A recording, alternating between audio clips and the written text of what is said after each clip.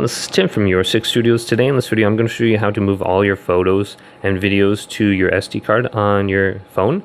So what you want to do is swipe up from the bottom and go to the top to search, type in files.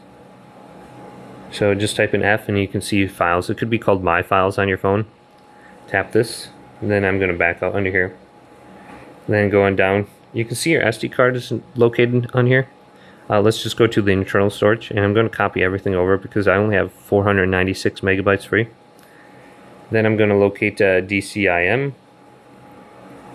Now we could copy this entire folder over if we just hold down on it, go to the top to the three little dots and go to Move To, and type in SD card right here. And then under my SD card we could just put everything in the DCIM folder.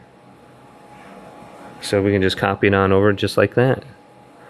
And it says it's going to take 94 gigabytes to copy on over, so it's going to take a while for that to transfer. Actually, it's going really quick, but that's how you can copy everything over, all your photos, your videos, real quick, and then you should be able to see them under the gallery for that SD card. But hopefully this video did indeed help you out. If it did, leave a big thumbs up and subscribe my channel down below.